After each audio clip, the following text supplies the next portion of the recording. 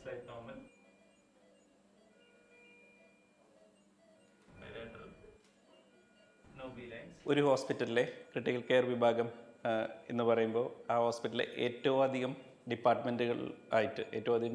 ഡോക്ടർമാരുമായിട്ട് ദിവസേന സംസാരിക്കേണ്ടി വരുന്ന, കമ്മ്യൂണിക്കേറ്റ് ചെയ്യേണ്ടി വരുന്ന ഒരു വിഭാഗമാണ്. വിവിധ ഡിപ്പാർട്ട്മെൻറ്റുകളിൽ നിന്നുള്ള രോഗികൾ ക്രിട്ടിക്കൽ കെയർ വിഭാഗത്തിൽ വരാം. അവരുടെ വിശ്വാസം നേടിയെടുക്കുന്നതും അതേപോലെ തന്നെ ആ വിശ്വാസം തുടർന്ന് കൊണ്ടുപോകുന്നതും ആണ് ക്രിട്ടിക്കൽ കെയർ വിഭാഗത്തിൻ്റെ വിജയം.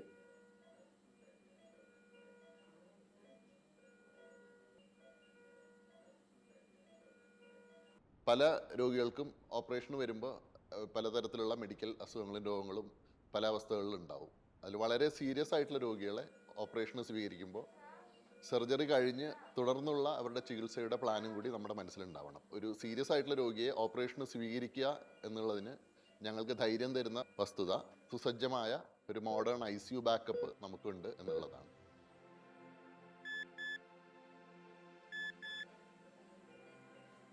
ഞങ്ങളുടെ ICUവിലെ ഇൻഫെക്ഷൻ കൺട്രോൾ ചെയ്യുന്ന ഭാഗമായിട്ട് ഒരു പേഷ്യൻസിന് ഒരു സ്റ്റാഫ് എന്ന രീതിയിലാണ് കെയർ പോകുന്നത്.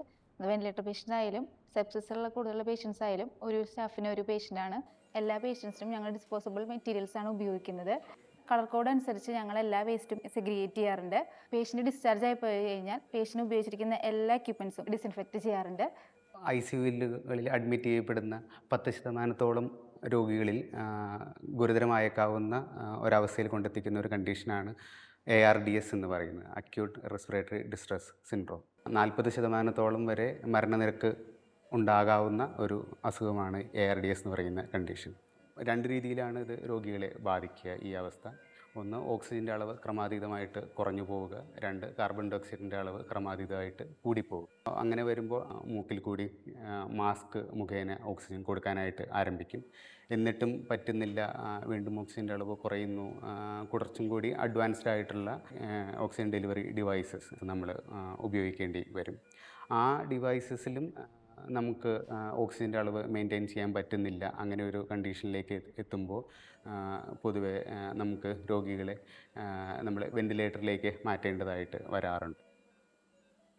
വെന്റിലേറ്ററിൽ കിടക്കുന്ന രോഗികൾ ഒരുപാട് കാലം കിടക്കുമ്പോൾ കഫക്കെട്ട് കാരണം ഉണ്ടാകുന്ന ലങ്സിലുള്ള ന്യൂമോണിയ കാര്യങ്ങൾ ക്ലിയർ ചെയ്യാൻ വേണ്ടിയിട്ട് നമ്മൾ ബ്രോങ്കോസ്കോപ്പി എന്ന പ്രൊസീജിയർ ചെയ്യാറുണ്ട്. ഇതുകൂടാതെ ഇൻഫെക്ഷൻ അധികമായുള്ള രോഗികൾക്ക് കിഡ്നീനെ ബാധിച്ചിട്ടുണ്ടെങ്കിൽ അവർക്ക് ആസിഡിൻ്റെ അളവുകളിൽ വ്യത്യാസമുണ്ട്, മൂത്രത്തിൻ്റെ അളവുകളിൽ വ്യത്യാസമുണ്ട്. അങ്ങനെയുള്ള രോഗികൾക്ക് ആവശ്യമായ ഡയാലിസിസ് എന്നുള്ള പ്രൊസീജിയർ നമ്മൾ നമ്മുടെ ICUവിൽ ചെയ്യാറുണ്ട്. எவ்வளோ நம்ம ட்ரீட்மெண்ட் பண்ணுறோமோ அதுக்கு ஈக்குவலான விஷயம் என்னென்னா, நம்ம பைஸ்டாண்டர்ஸ்ட்டை வந்து நம்ம பேஷண்ட்டோட ரிலேட்டிவ்ஸ்ட்டை நம்ம வந்து பேஷண்ட்டோட கண்டிஷன் எப்படி இருக்குது, நம்ம இதை எல்லாத்தையுமே நம்ம ப்ராப்பர் எக்ஸ்ப்ளனேஷன் கொடுக்கறது தான் ரொம்ப இம்பார்ட்டண்ட்டான விஷயம். இப்போ எப்படி இம்ப்ரூவ்மெண்ட் ஏதாவது இருக்கா, இல்லை இப்போ ஏதாவது கண்டிஷன் ஒர்சன் ஆகிருக்கா, இப்போ வேறு ஏதாவது அவங்களுக்கு தேவைப்படுதா, இது பின்னாடி எப்படி அவங்களுக்கு ஏதாவது தொந்தரவு வருமா, எல்லாத்தையுமே நம்ம ப்ராப்பராக வந்து ரிலேட்டிவ்ஸ்ட்டை நம்ம எக்ஸ்ப்ளனേഷൻ കൊടുക്കുന്നത് ரொம்ப മുഖ്യமான விஷயம்.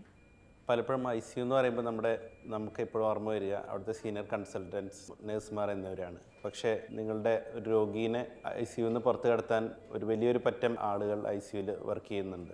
ഉദാഹരണത്തിന് physiotherapist, nutritionist, respiratory technician, ICU technician, അതുപോലെ കുറേ ഒരു വലിയൊരു സംഘം ആളുകൾ തന്നെ അതിനുവേണ്ടി പ്രയത്നിക്കുന്നുണ്ട്.